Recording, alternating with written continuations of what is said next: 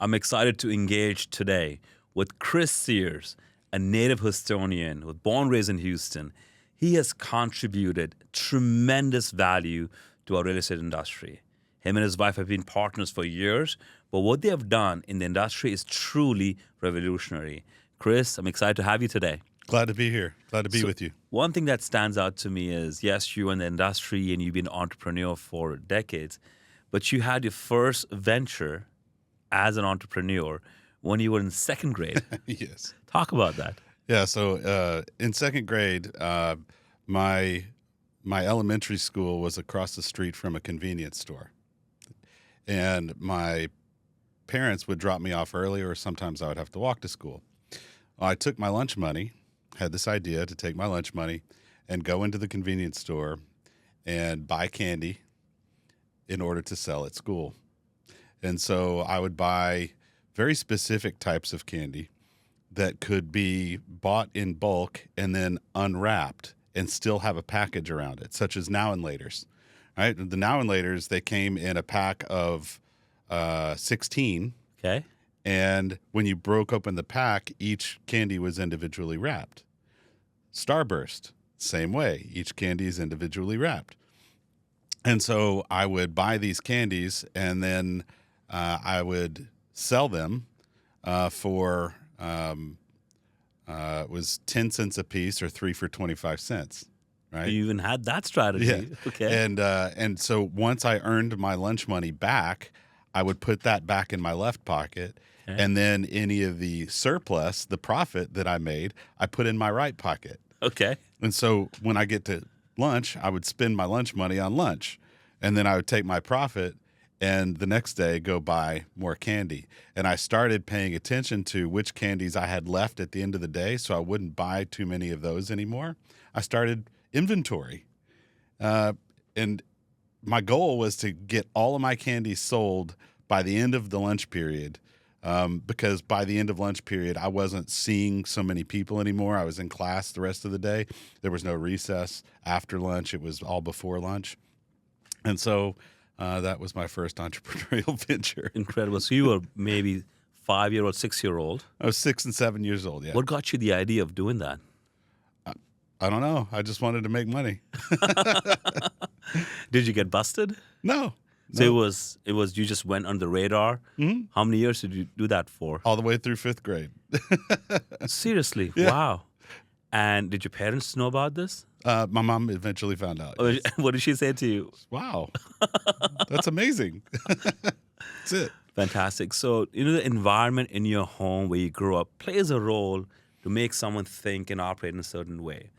Did you come from an entrepreneurial family? What got you even thinking about buying, selling inventory? Because this is, advanced for a 5-year-old kid. What got you thinking those terms? Oh, that's a good question. And the answer is probably not going to be what you expect. Okay. My dad used to sell drugs. Okay. And out of the house. Wow. So I grew up in an environment where my dad was a drug dealer. So interesting.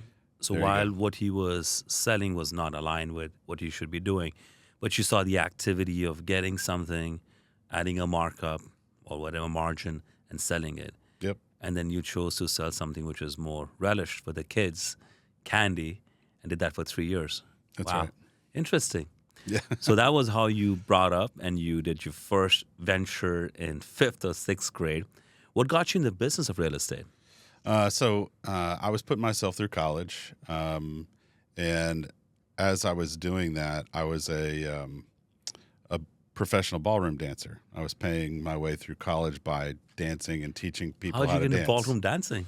I actually answered an ad in the back of the green sheet. Okay. I loved dancing my whole life. I love music, and there was an ad in the back of the green sheet that said, "Hey, no experience necessary. Come." A green sheet is like a yellow like page? a newspaper, Like a newspaper, But right? it was a free newspaper, and they always Okay. had ads for jobs. Okay. And so it was a dance studio right at the corner of Post Oak and Westheimer. Westheimer, right across from the Galleria. And I went and interviewed, and the manager of the dance studio said, "Look, if you can go out there, those people out there, they're our dance instructors, and that person that's training them, that's a 7-time world champion. They've been training for 2 months. If you can catch up to them in a week, then you got the job. So if Wow. you can commit As an a week, instructor. yeah. So that's right. So Wow. I caught up to them in a week, and I started dancing 10 hours a day and teaching very wealthy ladies How old were dance you instruction. at that time? 19. 19 years old. Yep. Okay. And so one of my students owned a real estate company. Interesting. And she said, you're so good with people. This is a people business that I'm in. Why don't you get your license and come work with us? And every dance session became a recruiting appointment. and and so finally she agreed to pay for my classes. Okay. And so I got my real estate license from her paying for it, and joined her brokerage. Her How and her old were you husband. then? 21. 21. So 19, become an instructor. One of your students owns a brokerage, and she influences you to get your license. She pays for it.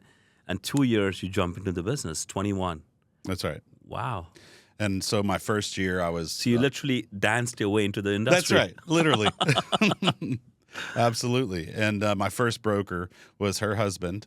That was George Stevens, who at the time was the president of HAR. The technology center at HAR is named after him. Yeah.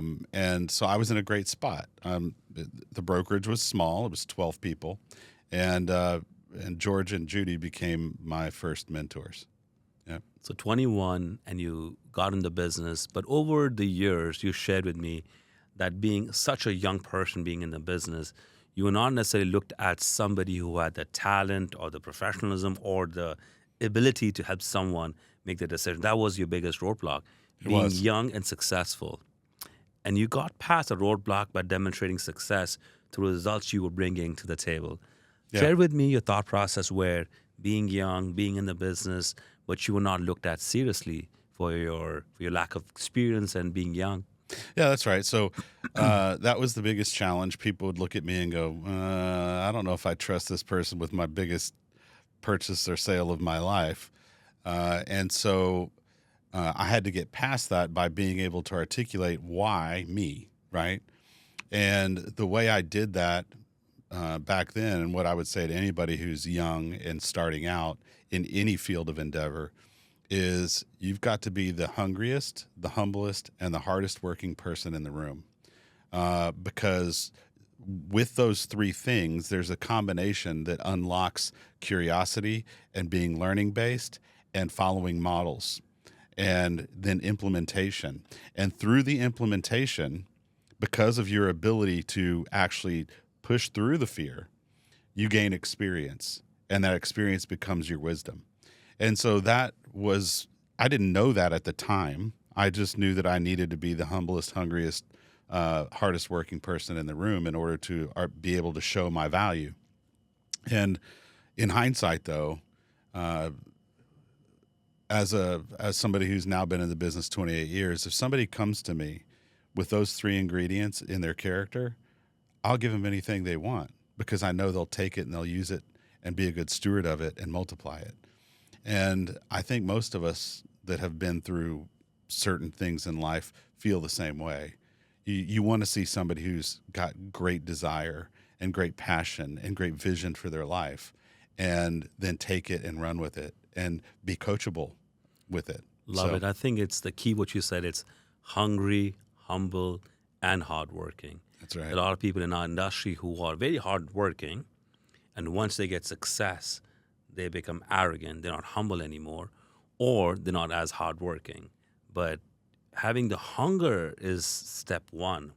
If you're not self-motivated, self-driven, nobody can, keep pushing you on a daily basis. You got to be self-driven, self-motivated. But hungry, humble, and hardworking, love that. I also believe, in our industry, real estate, they consider this as more of a merit-based business than service-based. What I mean by that is in 2014, when I was new in the industry and I was getting some success with transactions and clients and buyers and sellers, they would look at me and my team, these guys are brand new. Earlier in the business, I've been doing this for 10 years. So I'm, of course, more successful, more knowledgeable. It took us maybe a year or 2 years to get some track record and contracts behind the team to get success. And I looked at them and said, you know what? In my mind, of course, that you may have been around for 10 years or 15 years does not mean that you're going to be more successful than I am. I'm going to work the hardest in this room, in this market, be humble, and be self motivated. And results came in time. But it's not about how many years you've been a realtor, it's That's what right. service you provide. Whereas on the flip side, if I was in the Army or Air Force and I've fought so many wars, well, that's merit based. You have fought so many wars, these many years of service, fine, you deserve to be the general in the Army. But to be the top realtor in your community or your market, you don't need those 10, 15, 20 years. Nope, you're It right. does help, for sure. But just because of those years does not make you any better. And that's aligned what you were saying. So you had the roadblock of being young, and you shared that it was important for you to demonstrate why someone should work with you. That's right. And it's not about buying a home, selling a home, but the why is really important. Would you mind sharing with me what you were saying back then as to why I worked with Chris Sears when you were 21-year-old? How that has transformed to where you are today, or the similar script that you still have? Well, that's a good question. Back then, it was still the same thing. It was I'm the hardest working. Okay. I'm the humblest. I'm the person that will innovate the greatest. So give me a chance. I was not afraid to articulate why you should use me. Okay. There were literally people in listing appointments who would look me up and down and go, "Wait, before we continue, why should I even use somebody Right. like you at your age? How long have you been in the business?" And I would have to work through that and say, "Look, you should give me a shot. I'll show you." And from that place, fear goes away. When you're that present, you kind of fear doesn't have a place in your psyche at that moment. You've got to move through it, Correct. and you've got to believe in yourself. And so through those experiences, that grounded confidence was born. That's the thing, what you said, about people having success and then becoming arrogant. I've seen a lot of that. And the real challenge there is you lose your memory, right? Like where you came from. You don't find success and then look down your nose at other people. I don't believe in that, right? Grounded confidence comes from understanding that you really know nothing. Yes. And that life, this journey that we're each on, we happen to be on the same planet at the same time. This journey that we're on is a training ground. It's day by day learning from what circumstances you're put in and how to respond to them to get the proper outcome. So having that grounded confidence is still there. And the learning base is still there. The curiosity is still there. The willingness to do windows or take out the trash or whatever needs to be done. Like you said, this is a service business. What service does the individual that I'm trying to serve today need? I'm not above it, right? So it's still the same mantra. My whole adult life, this is the mantra I've lived. And I've found that from that place, I've had some wonderfully rich experiences serving people in this life.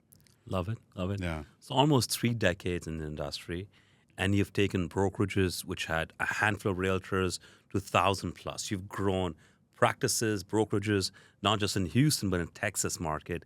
And you're part of the leadership team with different brands over the years. And you've seen thousands of realtors come in and out. And you look for certain attributes: hungry, humble, and then, of course, being hardworking. What are the biggest failures that you can attribute for realtors not being successful?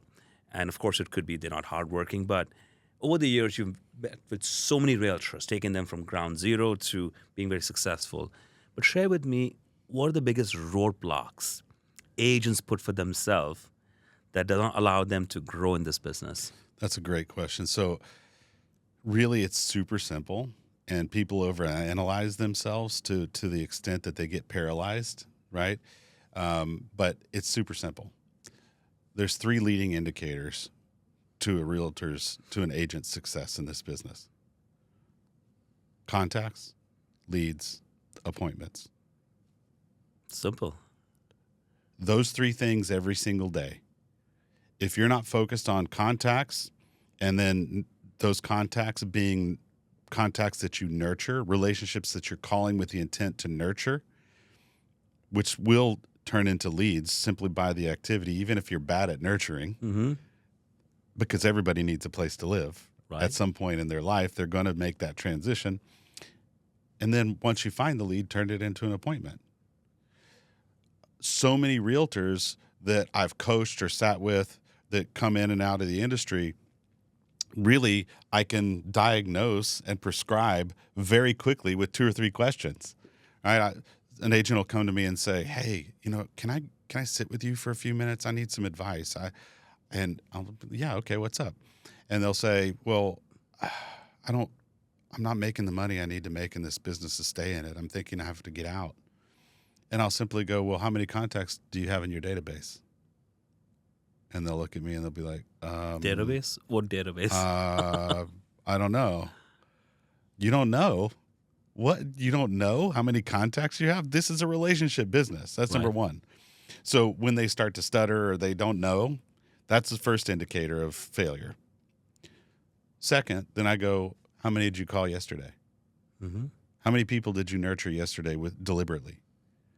And invariably, the ones who fail will go, "Well, none. I didn't." Okay. So then you probably didn't get any appointments either, or leads. Yeah. So here's your first assignment. Go find out how many people in your database and set how you're going to nurture the first 5 Mm-hmm. today, and then do 5 again tomorrow and 5 again the next day. If they do that, all of a sudden their pipeline will start to trickle and produce leads and appointments, and their business turns around. But the biggest indicator of failure is no contacts, no leads, no appointments. And what agents do that are really successful, they track those leading indicators Mm-hmm. and then their conversion ratios Right. in order to have the lagging indicators be produced, which are clients, closings, and net operating income. Correct. Those are the lagging indicators. So without the leading indicators, you're never going to get to the lagging indicators. And those agents in the middle sometimes are only paying attention to the lagging indicators. Mm-hmm. And that's why their income fluctuates so much, Mm-hmm. because they get a client and they go serve the client. And then all of a sudden they have a Yeah. closing, they got some income. And now they're like, "Oh, I got to go lead generate." And Yeah. so, but paying attention to those front leading indicators and getting as consistent as possible with contacts, leads, and appointments, that will ensure success. And I can always tell a person is not going to succeed because they're not even paying attention to that. I love that. I know it sounds as simple as you put it across, but so truthful, where our business is truly not complicated. It's not Nope. rocket science. You could be a high school dropout and still get your license to be a realtor. But the basic fundamentals of nurturing your clients, knowing your database, prospecting them, having a drip campaign, or having social events, networking with them, breaking bread with them, or having a just fun phone call, "Happy birthday to you." That's right. It goes a long, long way. And you're correct. The ones who get in and out of the business within 12 months are the ones who get a big hit, hit a home run with the closing, earn the money, go spend the money, and they're back on the hamster wheel. But it's very simple. Got to do the basics to be successful. And, we're notoriously known in our industry where most realtors within 12 months, they leave the industry and they leave and they come in thinking what they see on HGTV Yeah. is how it works. I drive up in my nice car, unlock the door, I'll get $1 million sale. That's far from being truthful. It does happen, but far and few. It's about the daily grind, daily good habits that you build in that get you success. That's right.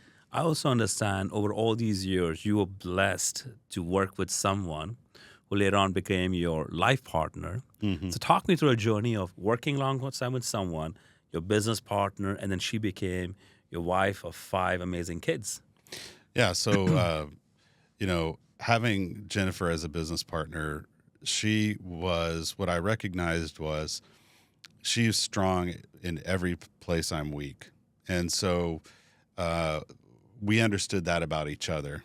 And our working relationship became one where it was real easy to go, well, I'll take that because that's my wheelhouse. You take this because this is your wheelhouse. And we just were able to really gel that way. And our initial business that we built became very successful. We built a commercial team together, and we had just over $2 billion in listing production that first year. In 1 year? In 1 year. Wow.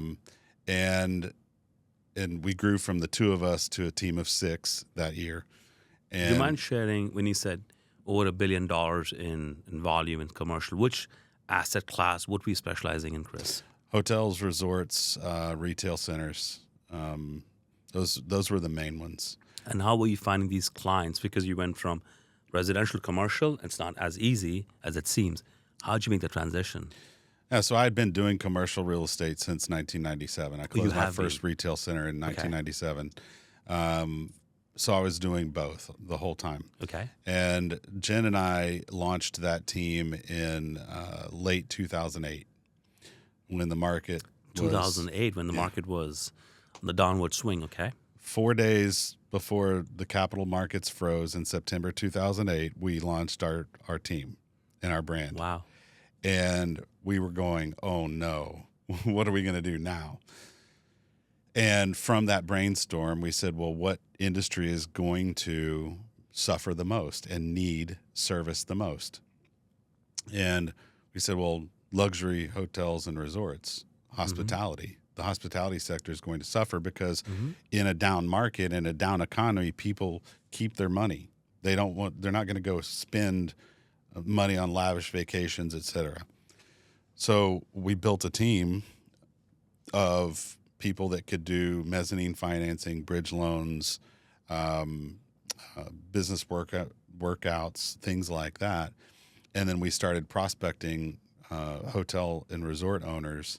All in Texas? No, all over the country. All over the world. Interesting. We had listings in the Dominican Republic, Panama, Costa Rica, Scotland, wow. And then in 7 states in in the 2008, yes, we have Zillow.com, we have all these portals now, but back in the day, it was not as easy to prospect clients, let alone beyond a city, other countries. What strategy did you use to prospect clients across different continents? Well, so we leveraged our relationships.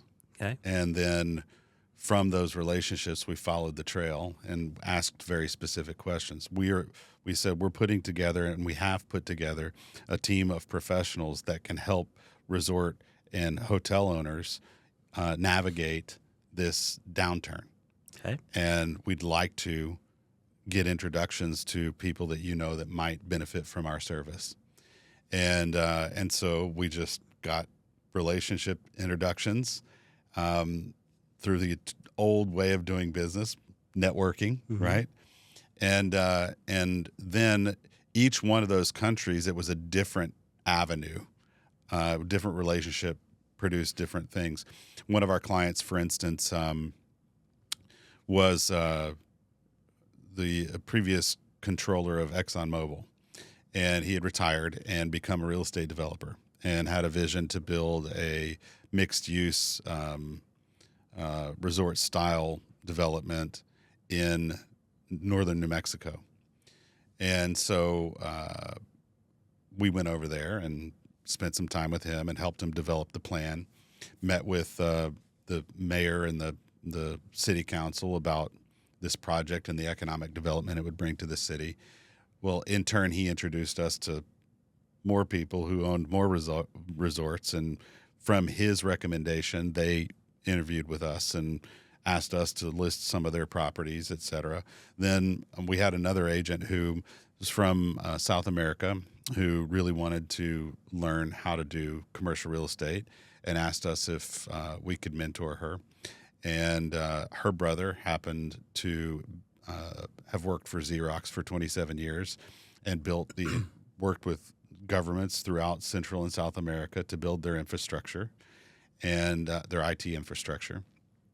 And he was looking for something to do, so we made him our business liaison.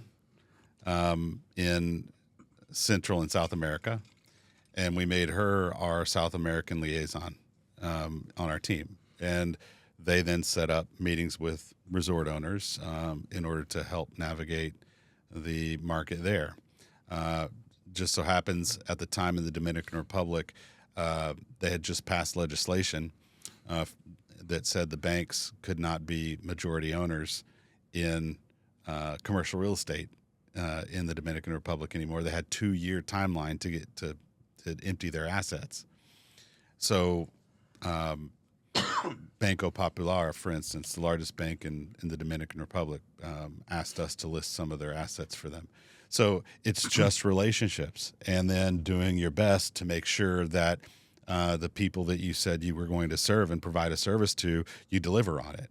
And if you don't, if you can't, then you tell them up front, I can't, or that your expectations aren't what I'm able to meet. And so, we listed all the property, but we turned down probably 65 to 70% of the opportunities that came at us. And the reason we turned those down was because we knew that those assets or what the client was trying to do wasn't in alignment with our expertise. And so I think that's really important because they were surprised. Most of them were surprised that we were turning them down. And when they would ask, why are you turning down? I would tell them exactly, well, this is your expectation that you have. We're not going to be able to meet that expectation. And I'd rather keep the relationship than try and promise you something just to win a deal. And that garnered tremendous respect. And so then people whom we turned down referred us to other people that then we accepted.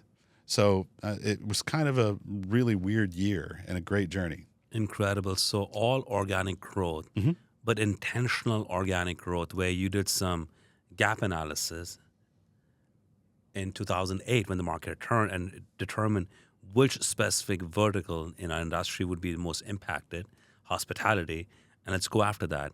Relationship building. One of the key things that you shared, Chris, was, most people, especially realtors, find it really hard to say no, whether it's a deal in their market or in the asset class, specialized or not. They want to say yes to everything. Saying no is not easy. It's very challenging to say no, but saying no, being truthful about your intentional strategic partnership in a transaction, that lets the other client know, you know what? I'm going to be truthful for you, whether I can deliver your unrealistic expectations or not. If not, I'm not going to be able to do it. I'm going to say no. A lot of realtors get burnt in the process because sellers come with unrealistic expectation, whether it's residential, commercial. I want this for the home or this for my commercial building. Yeah, That's I'll right. get it done. They just get on the listings to demonstrate in the market. You know what? We got all this business in the market.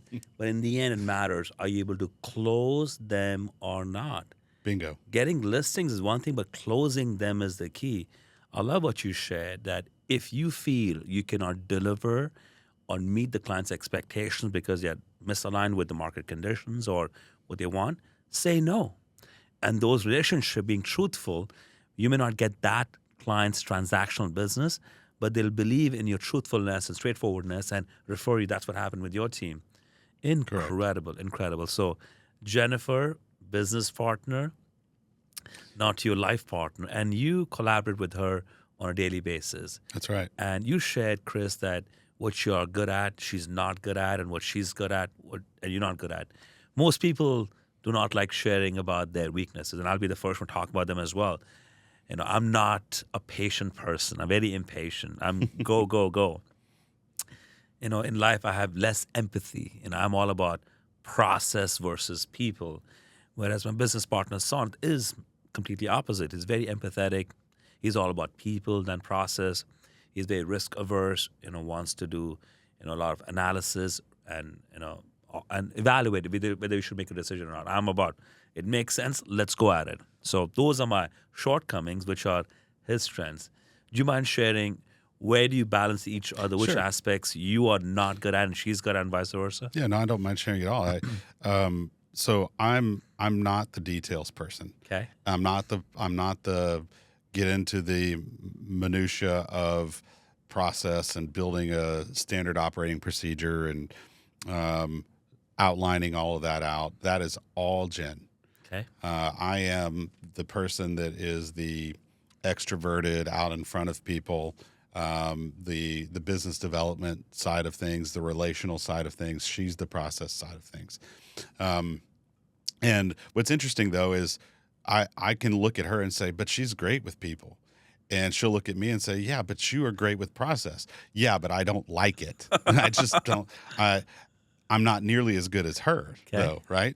So for me, getting I'm a if you are familiar with the disc profile, right? Of course. I'm a high DI. So my D and I, which is dominant driver and influencer aspirer, Yeah. are off the chart, way up high together, equal. I have no S or C at all, Yeah. which is steady, supportive, and correct and compliant. Correct. I'm a rule breaker. Okay. Okay. I challenge rules. Jen is a high CSI. Okay. So she's all about compliance. She's all about putting things in order the way they're supposed to go. Structure. She's got a few really close friends that know that they can count on her thick and thin through everything.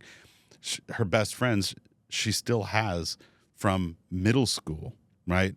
So this steady, supportive, correct, compliant process person, that's her. So early on, it was like, okay, you take all of that transactional stuff and put it in really great processes so we can actually serve our clients well, and then I'll go articulate it to the client. And that's how we started, and then that's every subsequent business we've built, that's how we went into it. Love it.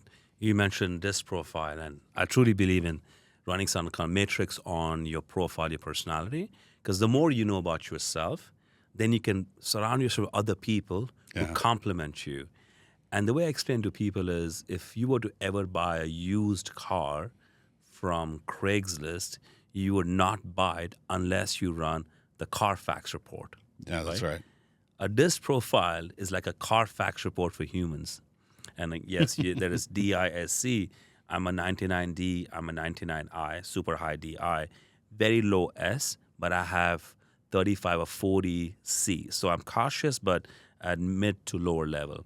On the flip side, my business partner, Son, is a super high S, super high C, very low D, and medium I, but very low D. So this is where, and if I'm suggesting and recommending something, I'm more vocal about it because I'm a high DI. His way of communication is different. That's at work. At home, my wife, Chand, she is minimal D, minimal I, super high S, super high C, complete opposite. So what's funny, Chris, is when we have to go out for a meal or a dinner, and I would ask her, hey, where do you want to go? She said, I don't care, wherever. What do you want to eat? I don't care, wherever. You ask me, Chris, I'll tell you where I want to go, what I want to eat, and where I want to sit. I'm very clear about exactly what I want. Yeah. And if I don't get what I want, I'm not the happiest person in the room because I want exactly what I want. And this is where there's no right or wrong. It's the profile personality. High DIs are clear about what they want, and they're expert in articulating it and making it known to the partner or to the market. Yeah, that's right. SCs are the kind of people who want to make sure everyone likes them, and they're people pleasers. They would put people before process. DIs would put process before people. Again, no right or wrong. We are blessed. Our Seth Brothers team is blessed because it's Sonat and myself as the leaders of the company, and we're complete opposites. So when a team member client needs someone, talk to them patiently. How's your day going? How was your weekend? Go to Sonnet, right? You need quick answer strategy, come to me. And that's what you're sharing with you and your wife. It's the same thing where you guys are opposites. And it's a blessing to know about your weaknesses. Yes, it is. And I believe, Chris, a lot of people focus on the weaknesses and try to improve there. Sure, you could certainly do that, but the effort put in to improve on your weaknesses, put the same effort on your strengths, go double down on them and make yourself better at that. So I love public speaking. I love getting on stages, doing training. That's my core, and I love doing that. So I go double down on that. I hate details.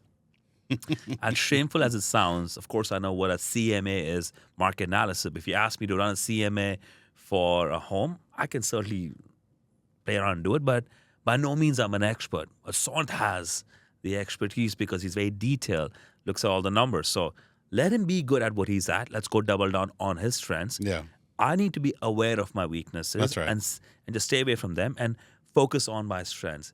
And this is where, whether you are a realtor or any professional, knowing your profile is like knowing your Carfax report for humans.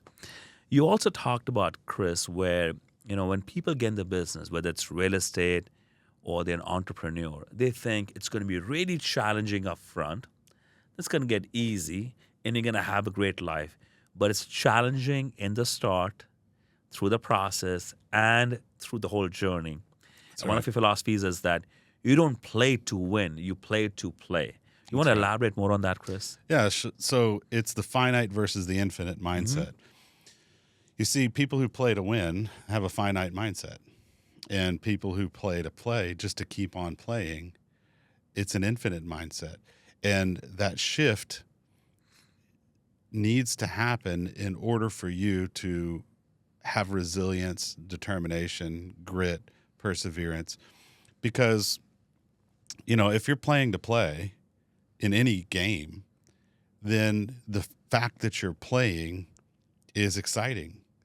And the challenges, when you face challenges with that mindset, the meaning you apply is different. The framing is different. You go, well, I'm in the game. This is fine. This is good. Versus somebody who is playing to win, when the challenge comes and they feel like they're falling behind and they're not going to win, then they get frustrated and they get, and that frustration leads to a downward spiral of negativity, which actually diminishes their resilience, diminishes their grit, diminishes their determination. At some point, they will lose the will to keep playing, right? But when you have an infinite mindset, you'll never lose the will to keep playing. No matter how hard it gets, you're in the game, and that's why you're doing it. Simon Sinek said in his book, he described the Vietnam War as one of the examples of finite versus infinite mindset, and the Tet Offensive. And what happened on the day of Tet in the middle of the war, for 600 plus years, the Vietnamese had never fought on that day. They said, it's a tradition, it's a day of peace, etc. And they decided to surprise attack the U.S. forces on Tet with an offensive on over 180 different fronts. And that day, the U.S. only lost about 53,000. The North Vietnamese was well into the millions.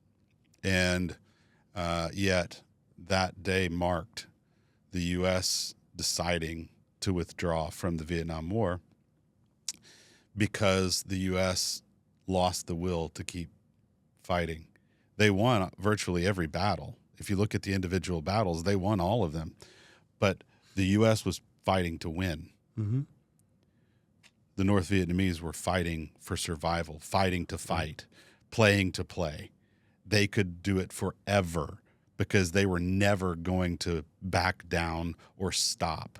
They were even willing to kill a 600-year tradition in order to keep showing we're here infinitely. And that's an example that sticks in my mind of a battle, but it's a very, very vivid example of the difference between finite, playing to win, and eventually losing the will, no matter how good you are, versus infinite, playing to continue to play forever. And in business and in entrepreneurship, if you have a mindset to play, you'll have all the grit and determination and creativity to enjoy the journey. You'll have the curiosity to keep getting better and keep innovating. And in the end, you will want to make the largest impact and you'll never stop. And so adopting that mindset, and then as a result, finding joy in the day and even in the challenges is what I live for. Incredible, Chris. Incredible. I agree with you 100% where it's playing to play versus playing to win. Because no matter what business you run, you're going to have some days you're going to win and some days you're going to lose. And when you lose, and if you have that mindset, it will have such a downward spiral that's just hard for you to recover. But playing to play, fantastic philosophy. This is early on this week. I went for a listing appointment in my neighborhood, and this home will be listed in the $2.5 to $3 million range. And my appointment was at 10 a.m. I showed up a little bit early, and as I'm waiting my car, the seller comes to greet someone who was leaving his home. And this other person who was leaving the home is one of a very big successful team in our market. They've been around for 30 plus years, a lot longer than we have, and they have a lot of success in the Houston market. And I know of them and they know of us. And as he was leaving, I greeted him and said, "Hey, I'm glad you had an appointment and I'm going in next." And then we met with the seller for over an hour and a half. And towards the end, he asked us, what makes you better than other teams or brokerages? And I smiled and said, I'm assuming you're asking me how we better than that ABC team.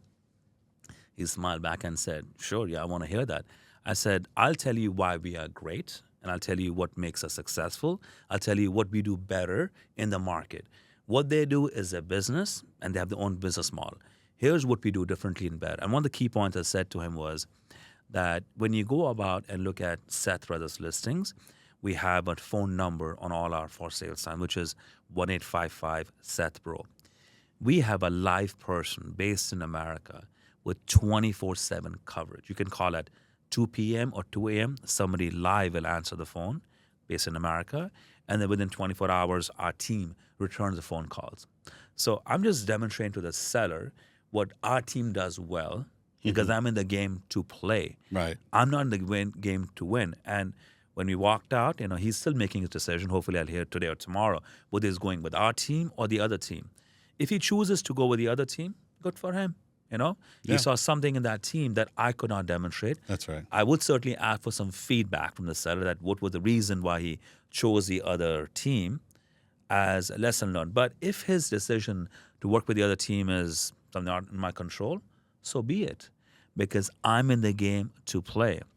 And building relationship with your competitors, as we call them in the industry, is critical because sometimes I'm going to win, sometimes the other team is going to win. That's right. And vice versa. But you got to have that mindset. When he walked out, we just, "Hey, great day," and smiled. And it was nothing, "Oh, why is he here?" No, it's an open market. And Bingo. I'm glad that I know who I'm competing against. I know their model. I know what they're good at. And I know what I'm good at. So I can pitch that. But it's so simple, but so powerful, Chris. If you go in the mindset to winning every transaction, every client, you're going to lose in the long run. There are some clients That's right. not worth working with. That's right. For whatever reason. So play to play, not play to win. I love that tagline. Thank you. And, what ends up happening also, this is a perfect example that you share, because what ends up happening is 90% of the time, we're working with somebody that on the other side of the transaction that has to work with us to consummate the deal for our mutual benefit, right? When somebody's playing to win in a contract negotiation, then you can see their mindset they start to use tactics in negotiation to try and one up or talk down at you, or like you shared earlier, hey, somebody may come to you and say, "Well, I've been in the business 20 years. You're just 2 years in the business. What do you know?" And that's a perfect indicator of somebody who's playing to win. Mm-hmm. They have a finite mindset. And when I recognize that, then I am in a position of having a broader view, because I have the infinite mindset. I'm just here to play, man. You can talk down at me all you want, but if this thing doesn't close, neither one of us get to the closing table, and neither one of us get paid. So it even bleeds over into negotiation, where I look at it and say, look, the situation is the problem. You are not the adversary. The situation is. Mm-hmm. You and I are in the same situation. So how do we work together to come to a mutually beneficial solution to this situation? And from that place, it gives me more patience. I can see them clearly, and they go, well, and then I'm able to lead, right? Because I'm able to ask better questions. I'm not trying to project on them some kind of negative poison, etc. And from that place, my relationship with that person grows, regardless, and my reputation is one of leadership, of kindness, of patience, of tactfulness, and so from that place, the infinite mindset allows me to continually get better and better and better and better at what I do and develop mastery. And so then, as I think about and I'm in that place, it always brings me back to stewardship of the resources I've been given, including the relationships that I have. It's my job to be a good steward of my time, my energy, the people that have entrusted me with whatever it may be they've entrusted me with. And so then from that place, I arrive at the best word I can use is honoring it. So like the time that we're having right now, I want to honor it. The environment I'm in, I want to honor it. The situation that God's brought me to in any given circumstance, I want to honor the situation. I want to honor the trust that people have when they confide in me something that may be a very vulnerable place for them. If I judge them for their spot of weakness in their own eyes and then cast that judgment on them, I'm not really honoring that. And then that drives a wedge between our relationship. Whereas if, say, you were going to share something with me that you were confiding in me about, and I came from a place of honor and asked questions and had zero judgment of you about it, you're going to feel safe. You're going to feel respected, and you're going to feel a sense of trust and that I'm trustworthy with your information. That's my job, to hold that dear. And I think far too often that gets compromised in our industry. There's gossip everywhere. There's people talking bad about each other. There's, competitors backbiting other competitors. And that really, to me, doesn't have a place in our industry where we have to work with people on the other side of the table. So what's important to me is making sure that we build an environment where we can collaborate. Collaboration is absolutely the best fundamental component of great negotiation. And so, us sitting here, for instance, it's collaboration. It's collaboration. We're not at the same company. Mm-hmm. But we both have a similar mindset that we want to positively impact an industry that we both dearly love. Mm-hmm. And I think we have very similar mindsets in just about everything that we've talked about in every conversation that we've ever had. And so what I would say to anybody listening to this is that it's really important you come from a spirit of collaboration, great stewardship, and playing to play, not just playing to win, so that you can wake up each day and do the things it takes to build a successful enterprise. Love it, Chris. You've put it so well together. You're the first generational person in your family to be in the business. That's right. You shared you have 5 young adults in your household. Any of them aspiring to follow your footsteps, be in the business? That's a good question. So I have 4 boys that are all grown. The youngest is 20. Youngest is 20, okay. Yeah, and then my daughter is 10. Okay. And so the boys, none of them aspire to be in the business. Okay. They're off doing their own things. But my daughter, she's very interested. She actually has told me flat out, and Jen, she's looked at us and said, "Take care of the business. Take care of my business." Take care of my business. Because she's like, "I'm going to take over one day, and I want to make sure it's healthy when I do." Wow. So yeah, she does aspire to be in the business. What got her? Do you have a conversation with her? Do you share with her, you and Jen, what you guys do on a daily basis? How did she get inspired? What were the trigger points? She's with us everywhere we go and whatever we do. Matter of fact, she has her own desk in our office. And she has a book on that desk that's called Riley the Real Estate Investor, and our daughter's name is Riley.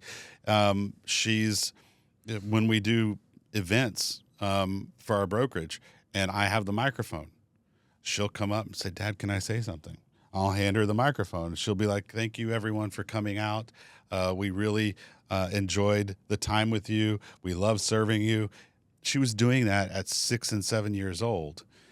So she's just naturally a people person, and she's seen Jen's example, my example of what impact is being made on the lives of others being a business owner and an entrepreneur. And she loves that part. She loves people. That's incredible. And going back to your story, share with me candidly, your dad was also an entrepreneur, but in the wrong field. And then you became an entrepreneur at just 5-year-old, buying candy and breaking it apart, and left pockets versus right pocket, and lunch money versus what was selling, and then evaluating which candy is more in demand, which is not, and then strategizing. Did that for a number of years.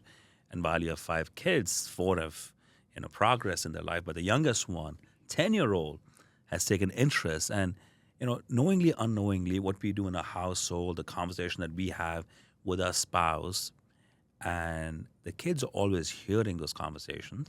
That's right. They in tune into what daddy or mommy is doing, and they pick on cues, what interests them, what does not interest them. Somehow, your other boys may not have been interested, but your daughter has taken interest. And the fact she is attending events and being there and volunteering herself to get on stage and grab the mic and speak, that's confidence building on 101. It is. It cannot be taught as easily as you would think, but a young adult, 10-year-old daughter or girl of yours, if she is confident enough to ask for the mic and say a few words, let her turn 20-year-old. She'd be ruling and dominating. I love that. So I have 2 young boys. I have 8 and 9-year-old. Nice. They're just turning 9 and 10 in the next few weeks. And every week I do a podcast with them right over here, talk to them about life, talk about what they learn in school, talk about what success means, and different topics. And my intent is to make them more confident, teach them things that are not being taught in school. And, jokingly, the older one says, "Yeah, one day I want to be what you're doing today, Papa, because I love what you do, and real estate and success and all that stuff." My wife is in the dental field. She has a steady 9-to-5 job. She goes and takes care of patients, comes home, and then there's no more patient care happening at home. Whereas in our business, it's patient care, client care happening 24/7. Right. If there's a fire, you got to pick up the phone and answer the phone call. So they get to see both aspects of mommy doing something and daddy doing something. And while as adults we can influence them, but it's an inherent intuition or traits that they pick up. I want to be like him, or I want to be like her. So your daughter being inspired to be someone who's in your field, that's inspirational. That's phenomenal. It is. And that's what about a year back, I wrote a book, which is called The First Generation Mindset, which is about taking nothing for granted and striving for excellence. And as you go down generations, most people take it for granted. And I know of several people in our industry who had a great business, whether it's real estate or wherever, and then pass down to their kids or grandkids. And they come in, they keep it at same level or just run it. Yeah. But there are second generation people who take it to the next level. The best example I can give you that I'm aware of, I'm sure there are more, is the Franklin team. Jimmy Franklin in a market, uber successful, decades of business, and then came along the next generation, Sarah and Andrew Franklin. Right. And they've taken the business to the next level because they're doing more than what daddy did, what he had the legacy for. And that's what I believe in. That's what this is all about, where You got to be so clear about your value proposition in the market to your clients and customers. It's all about what value Chris is adding to the clients, to the industry, and whatever is asked. Maybe you run a brokerage. You're always looking for realtors to join, but I've That's right. never seen you directly poach or ask. You put it yourself out there. I'm a trainer. I'm a coach. I'm a mentor. You want to collaborate with me? Come talk to me. You want to join my brokerage? You're welcome. That's the abundance mindset, Bingo. right? Yep. And most people don't have that. They're all about, oh, how many does he have? How many does she have? How many transactions do they close? How many listings they have? How many realtors they have? I got to one up them. And that only takes them so far. That's why, every time I speak with you, engage with you, Chris, it's all about alignment of the minds, Yeah. abundance mindset, giving value to the industry. And we are here for the infinite game, That's not the it. finite game. I don't care which listing you win or I win, but we in the business to add value and take to the next level. Any other things you want to share with you today besides what you already talked about, Chris? I think the one thing I do want to say is that this infinite mindset carries over to personal life as well, and the abundance mindset carries over to personal life.